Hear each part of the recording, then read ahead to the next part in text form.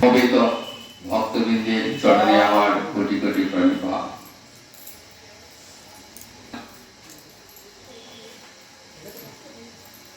পুণ্য জয়া একাদশী তিথি।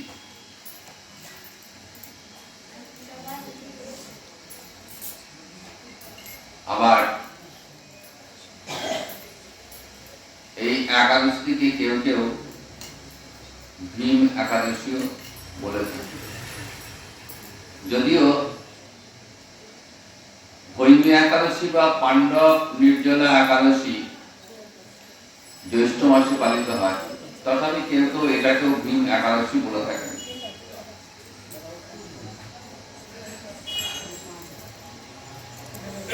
শাস্ত্রে বলছে একাদশ্যাং মহাপুণ্যা সর্ব পাপ প্রণাশিনী ভক্তেশ্চ দীপনী বিষ্ণু পরমার্থ গতিপ্রদা।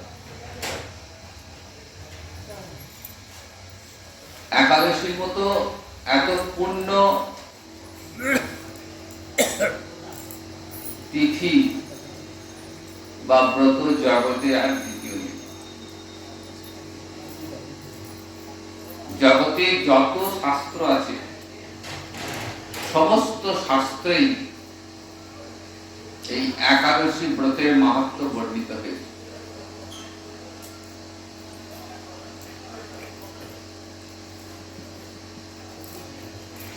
সর্ব পাপ প্রণাশী, এই ব্রতের এমন গুণ শুধুমাত্র এই একটি ব্রতের দ্বারাই জীবের সমস্ত পাপ নাশ হয়ে যায়। নিষ্ঠার সঙ্গে একাদশী ব্রত পালন করলে সেই ব্রতের ফলস্বরূপ যত পাপ থাকে সব পাপ বিনষ্ট হয়ে যায়। ভক্তেশ্ব দীপনী বিষ্ণু, পাপ নাশ তো হয়ই, তার সঙ্গে সঙ্গে হৃদয়ে হরিভক্তি উদ্দীপন, হরিভক্তি সঞ্চারিত হয়। কারণ একাদশী হলেন স্বয়ং ভগবান শ্রীকৃষ্ণ এবং এই একাদশী তিথিটি ভগবানের অত্যন্ত প্রিয় তিথি। এই তিথির আর এক নাম হরিবাসর তিথি বা মাধব, ভক্ত এবং ভগবানের মিলনের তিথি। সুতরাং এই দিনটি নিষ্ঠার সঙ্গে পালন করা মানেই ভগবান শ্রীহরির কাছাকাছি।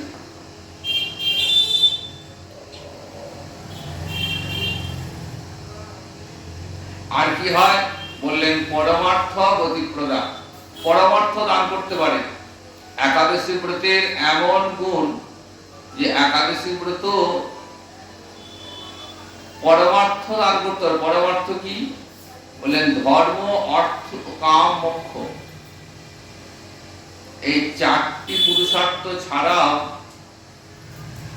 জীবের আরেকটি পুরুষার্থ আছে, পঞ্চম পুরুষার্থ। সেটা কি না, রাধা মাধব চরণে প্রেম সেবা, যেটা একাদশী ব্রত পালন করলে পাওয়া যায়।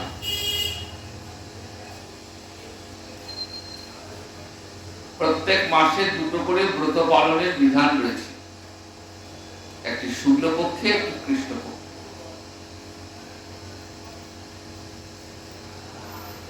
আজকে যে একাদশী মাঘ মাসের শুক্লপক্ষে এই তিথিটি পড়েছে। এছাড়াও 8টা মহা দ্বাদশী আছে।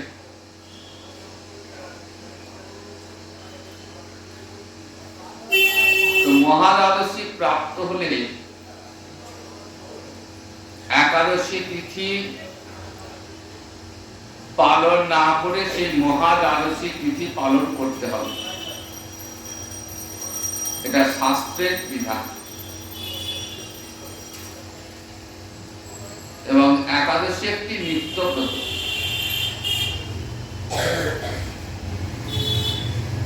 নিত্যব্রত মানে যেটা শাস্ত্রে বিধান দেওয়া আছে এবং কোন অবস্থাতেই পরিত্যাজ্য নয়।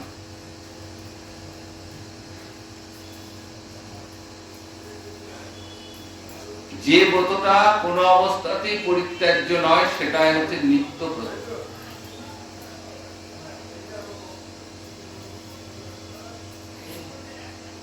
তাই নিত্যব্রতের 4টে লক্ষণ রয়েছে। সনাতন গোস্বামী পাদ হরিভক্তি বিলাসে বিস্তৃত ব্যাখ্যা করেছেন,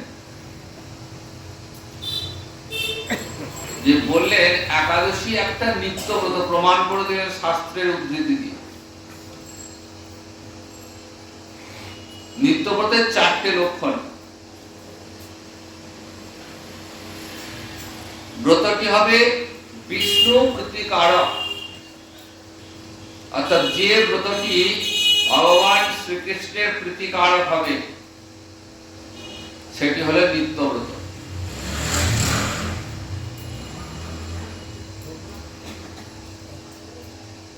সনাতন গোস্বামী পাদ শাস্ত্রের উদাহরণ দিয়ে বুঝিয়ে দিলেন যে একাদশী নিত্যব্রত।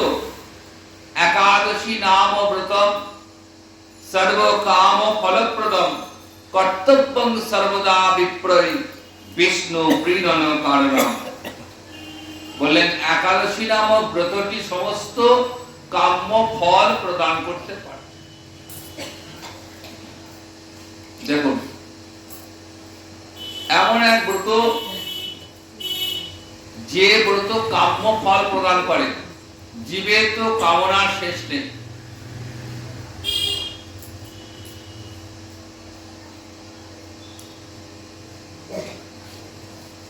দেহের রোগ মুক্তি, কঠিন রোগে আক্রান্ত, রোগ মুক্তি হচ্ছে না, একাদশীর নিকট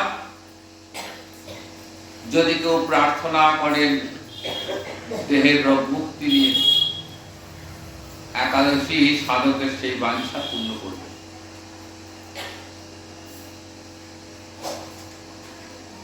যদি ঐশ্বর্য প্রার্থনা করেন,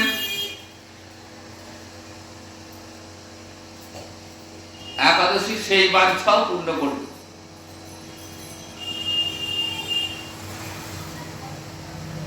সংসারে শান্তি স্থাপনের জন্য যদি একাদশী নিকট প্রার্থনা করা হয়, একাদশী সেই বাঞ্ছা পূর্ণ করবে।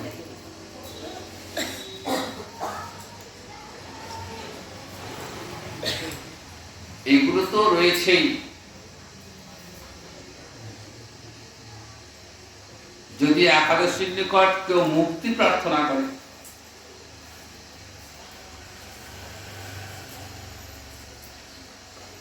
হে একাদশী, যেন আমাকে আর এই দেহ নিয়ে সংসারে ফিরে আসতে না হয়, একাদশী তাই পূর্ণ করবে।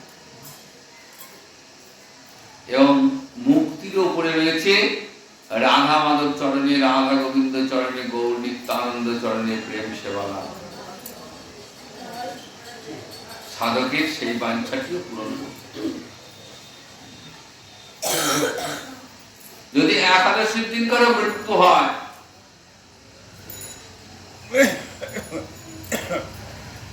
একাদশীর দিন মৃত্যু হলে তার আর পুনর্জন্ম হয় না, তিনি মুক্ত হয়ে যান। এবং যেহেতু একাদশী ব্রতটি শ্রীকৃষ্ণ প্রীতিকারক,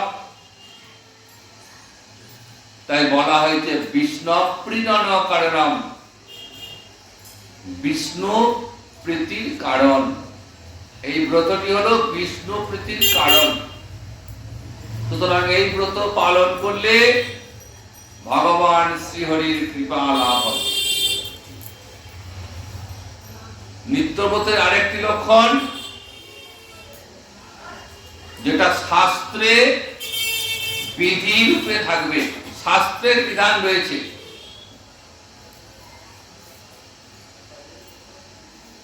শাস্ত্রের বিধান, শাস্ত্রে কি বলছে? একাদশাং উপবাসের ন কদাচিৎ অতিক্রমে, অর্থাৎ একাদশীতে একবার উপবাস করলে তা কখনো অতিক্রম করা যায় না। যেহেতু নিত্যব্রত, তাই কোনো অবস্থাতেই ব্রত লঙ্ঘন হবে না।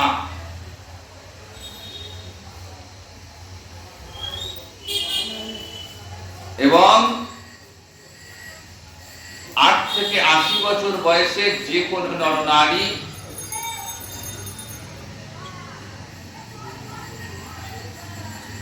যে কোনো আশ্রমের যে কোনো বর্ণের সকলেই একাদশী ব্রত পালন করতে পারেন। বিবাহিতা, অবিবাহিতা, সধবা, বিধবা সকল রমণীর একাদশী পালন করা কর্তব্য।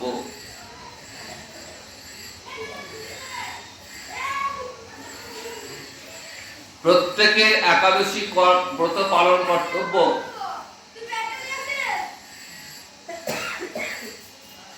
সনাতন গোস্বামীপাদ শাস্ত্রের উদাহরণ তুলে দেখিয়ে দিয়েছেন।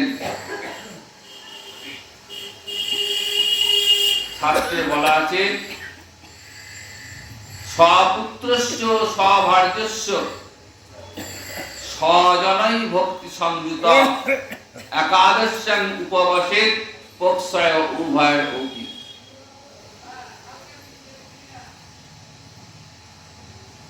অর্থাৎ পরিবারের কিছু ঝাঁজ আসছে না, সকলকে নিয়ে, স্ত্রী পুত্র স্বজনবর্গ সকলকে নিয়ে উভয় পক্ষে একাদশী ব্রত পালন করিবে।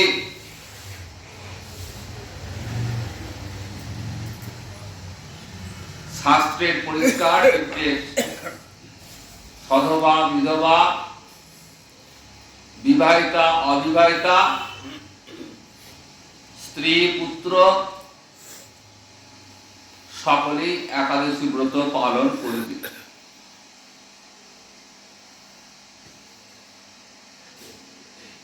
সুতরাং একাদশী যে নিত্য ব্রত,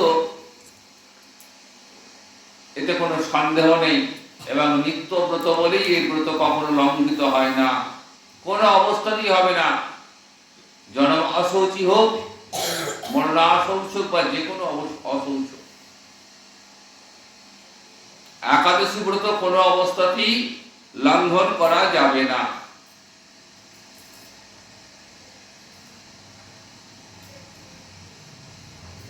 এছাড়া 8টি মহাদ্বাদশী রয়েছে।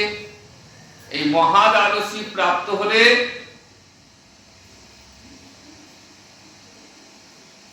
একাদশী বর্জন করে মহাদ্বাদশী ব্রত রাখতে হবে। এবং পূর্ববিদ্যা একাদশী সর্বদাই পরিত্যাজ্য। পূর্ববিদ্যা মানে সূর্যোদয়ের 4 দণ্ড পূর্বে হয় অরুণোদয়। এই অরুণোদয় যদি দশমীর স্পর্শ থাকে, আগের দিন দশমী পড়েছে, সেই দশমীটা পরের দিন অরুণোদয় পর্যন্ত রয়ে গেল। সূর্যোদয়ের আগে অরুণোদয় হবে, এই অরুণোদয় দশমীর স্পর্শ থেকে যায়, তাহলে কিন্তু সেই দিন আর একাদশী পালন হবে না। তিথিটা একাদশী পড়ছে, কিন্তু যেহেতু বিদ্যা হয়ে গেল দশমী বিদ্যা, তাই একাদশী আর পালিত হবে না। পরের দিন যদি এক কলাও সেই দিনটাতেই পালন করতে হবে, এটা শাস্ত্রের বিধান। দশমী বিদ্যা একাদশী পালন করলে তার কোনো ফল হয় না।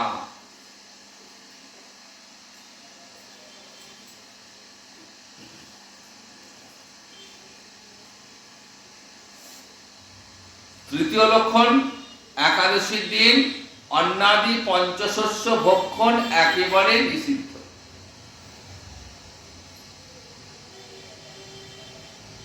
যারা ব্রত পালন করবেন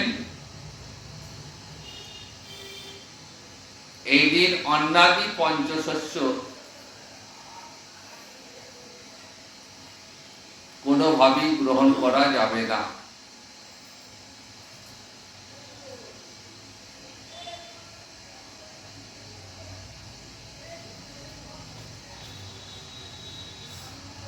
বিকল্প হিসেবে ফলমূলাদি, দুগ্ধ, ছানা ইত্যাদি গ্রহণ করা যেতে পারে।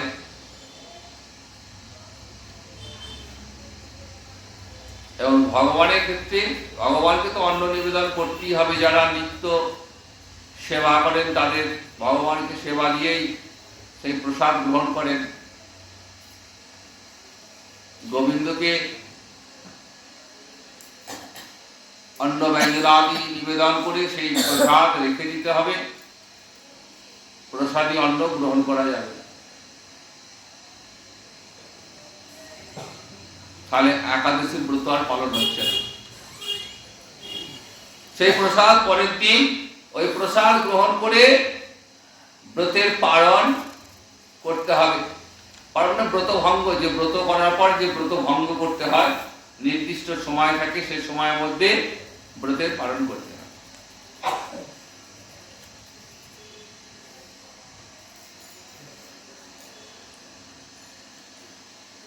এবং অকারণে কর্তব্য বলছেন, একাদশী ব্রত না করলে পাপ হয়।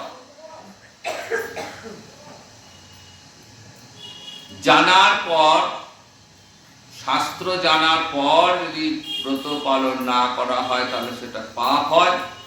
যিনি একাদশীতে অন্ন গ্রহণ করেন তিনি পিতৃপুরুষগণের সঙ্গে নরক গমন করেন, কথা শাস্ত্রে বলা আছে। আর যিনি একাদশী ব্রত পালন না করে অন্য ব্রত পালন করেন তিনি হস্তস্থিত মূল্যবান রত্ন পরিত্যাগ করে রাস্তায় পড়ে থাকা মৃৎপিণ্ড অর্থাৎ মাটির ঢেলা করিয়ে নেন।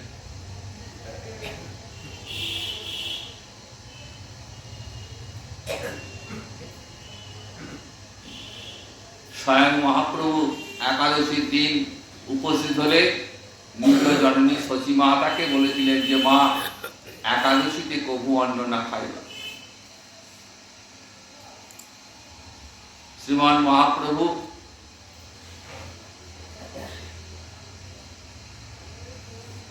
তিনি হরিনাম সংকীর্তনের মধ্য দিয়ে এই একাদশীর মাহাত্ম্য জগৎ জীবের সামনে তুলে ধরেছেন। যেহেতু হরিবাসর ভগবান শ্রীহরির বিশেষ প্রিয় দিন, এই একাদশীর দিন উপস্থিত হলে মহাপ্রভু কি করতেন? সারা দিন রাত হরিনাম সংকীর্তনের মধ্য দিয়ে জগৎ জীবকে এই বার্তা দিয়েছেন যে একাদশী মানে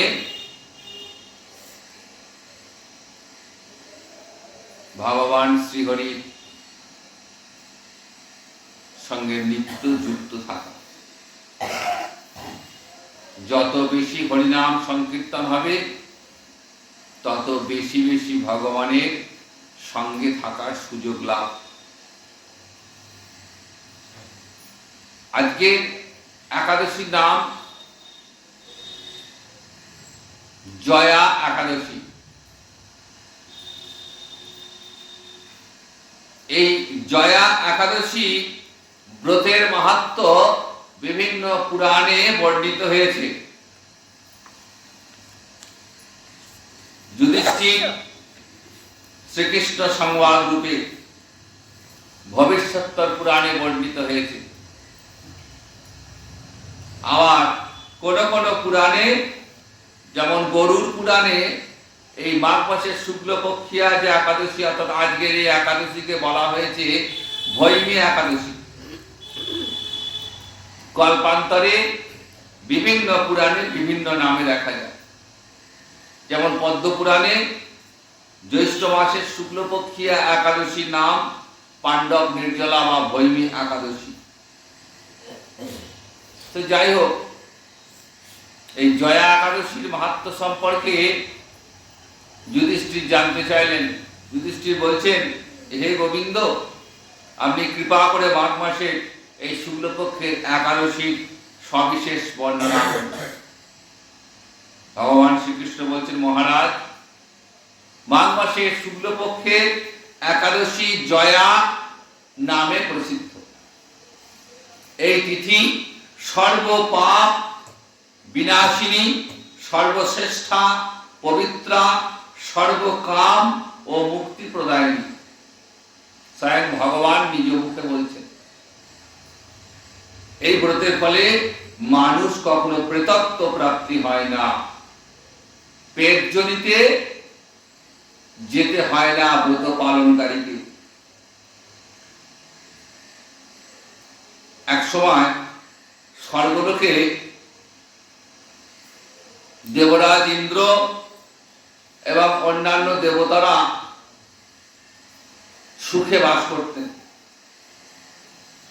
এবং তারা পারিজাত পুষ্প শোভিত নন্দন কারণে অপ্সরাদের সঙ্গে বিহার করতেন। তো একদিন 50 কোটি অপ্সরা নায়ক দেবরাজ ইন্দ্র স্বেচ্ছায় তাদের নৃত্য পরিবেশন করতে বললেন এবং নৃত্যের সাথে সাথে গন্ধর্বগণ গান করলেন। পুষ্পদত্ত, চিত্রসেন প্রভৃতি প্রধান প্রধান গন্ধর্বরা সেখানে উপস্থিত ছিলেন। এই চিত্রসেনের পত্নীর নাম ছিল মালিনী। পুষ্পবতী নামে তাদের এক কন্যা ছিল। পুষ্পদত্তের এক পুত্র, তার নাম মাল্যবান। এই মাল্যবান পুষ্পবন্তীর রূপে মুগ্ধ হয়েছিল এবং পুষ্পবন্তী পুনঃ পুনঃ কটাক্ষ দ্বারা মাল্যবানকে বশীভূত করেছিল। দেবরাজ ইন্দ্রের প্রীতিবিধানের জন্য তারা দুজনেই নৃত্য গীতে সেই সভায় যোগদান করেছিল, কিন্তু একে অপরের প্রতি আকৃষ্ট থাকায় তাদের চিত্ত বিভ্রান্ত হচ্ছিল এবং তারা পরপর কেবল দৃষ্টিবদ্ধ অবস্থায় দাঁড়িয়ে থাকল। দেবরাজ ইন্দ্রের দৃষ্টি এড়াল না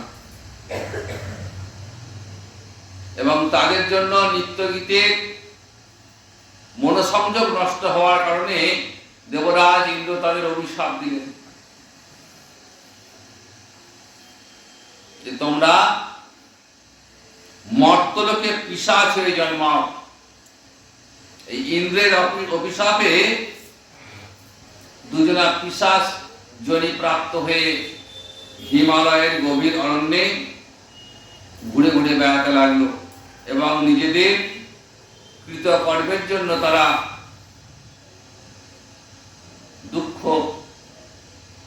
অশেষ দুঃখ ভোগ করতে শুরু করলো। হিমালয়ের প্রচন্ড শীতে কাতর হয়ে তারা নিজেদের পূর্ব পরিচয় বিস্মৃত হয়ে গেল, অতি কষ্ট দিন যাপন করছে। তো একদিন ওই পিশাচ নিজ পত্নী পিশাচিকে বলছেন, দেখো, সামান্য মাত্র পাপ, এমন কিছু পাপ আমরা করিনি, অথচ নরক যন্ত্রণার মতো পিশাচত্ব প্রাপ্ত হয়েছি। এখন থেকে আমরা আর কোনো পাপ কাজ করব। এইভাবে চিন্তা করে তারা সেই পর্বতে মৃতপ্রায় হয়ে বাস করতে লাগলো, অভিশাপ ভোগ করছে। মাল্যবান এবং পুষ্পবন্তীর পূর্ব কোনো পুণ্যবশত সেই সময় মাঘ মাসের শুক্লপক্ষিয়া জয়া একাদশী তিথি উপস্থিত হল। তার একটা অশ্বত তলে অনিদ্রায় নিরাহারে নির্জল অবস্থায় দিবানিশি যাপন করল। সারাদিন রাত জেগে নিদ্রাহীন হয়ে এবং নির্জলা হয়ে একাদশী ব্রতের পালনের যে বিধি সঠিকভাবে পালন করলো, কিন্তু নিজেদের অজান্তে, তারা জানতো না, নিজেদের অজান্তে তাদের উপবাসের ফলে তারা জয়া একাদশীর পুণ্য লাভ করেছিল। পরের দিন সূর্যোদয় দ্বাদশী তিথি এবং নিজের অজান্তেই ওই একাদশীর দিন অনাহারে রাত্রি জাগরণের ফলে তাদের ভক্তির অনুষ্ঠান পালিত হলো। আর এই অনুষ্ঠান পালনের ফলে ভগবান শ্রী বিষ্ণুর কৃপায় তাদের পিশাচত্ব দূর হলো। তারা পুনরায় আবার পূর্বরূপ ফিরে পেল এবং স্বর্গে ফিরে গেল। দেবরাজ ইন্দ্র দেখে অবাক হয়ে গেলেন যে আমি তো তোমাদের অভিশাপ দিয়েছিলাম, তা তোমরা কেমন করে আবার এই দেহ নিয়ে ফিরে এলে? তখন এরা এদের পূর্ব বৃত্তান্ত শোনালেন। দেবরাজ ইন্দ্র খুশি হলেন এবং তাদেরকে পুনরায় দেবলোকে ঠাঁই দিলেন। এই একাদশী ব্রতে যারা আসক্ত, যারা কৃষ্ণ ভক্তি পরায়ণ,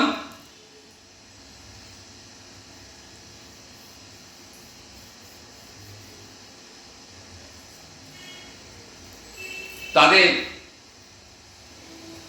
এই একই ফল লাভ হবে। দেবরাজ ইন্দ্র বলছেন যে এখন থেকে দেবলোকে তুমি পুষ্পবন্তীর সাথে সুখে বাস করো। এইবার ভগবান শ্রীকৃষ্ণ যুধিষ্ঠিরকে বলছেন, মহারাজ, এই জয়াব্রত ব্রহ্মহত্যা জনিত পাপকে বিনাশ করে এবং এই ব্রত পালনে সমস্ত প্রকার দানের ফল লাভ হয়ে যায়। সকল যজ্ঞ এবং তীর্থের পুণ্য ফল এই একাদশী প্রভাবে আপনাহতি লাভ হয়ে যায়। পূর্ণ কুম্ভে স্নান করলে যে ফল, একাদশী ব্রত করলে সেই একই ফল লাভ হবে। যারা যেতে পারেননি তাদের দুঃখের কোনো কারণ নেই, এই ব্রত পালনের মধ্য দিয়ে তাদের কুম্ভ স্নান কিন্তু হয়ে গেল। আমার হল, আমিও যাই। সুতরাং মহানন্দে অনন্তকাল বৈকুণ্ঠ বাস হয়। এই জয়া একাদশী ব্রত যিনি পাঠ করেন এবং যিনি শ্রবণ করেন, উভয়ই অগ্নিষ্টম যজ্ঞের ফল লাভ করে থাকেন। সুতরাং একাদশীর মতো পূর্ণ তিথি বা ব্রত জগতে আর দ্বিতীয় নেই। একটু কষ্ট করে নিষ্ঠার সঙ্গে ব্রত পালন করতে পারলেই এর ফল অবশ্যম্ভাবী।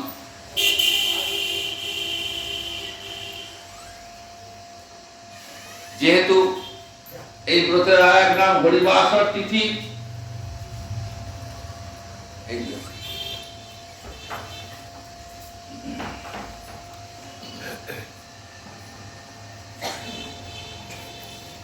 হরিবাসর মানে ভগবান শ্রীহরির প্রিয় দিন, প্রিয় তিথি। বাসর শব্দের অর্থ দিন। ঠিক যেমন করে বিবাহ বাসর পালিত হয় রাত্রি জাগরণের দ্বারা, ঠিক সেরকম হরিবাসর সারা রাত জেগে হরিবাসর পালন করতে হবে। তো আজকে পূর্ণ হরিবাসরে আমরা একটু হরিবাসরে কীর্তন আস্বাদন করব। জয় নিতাই, জয় হরি।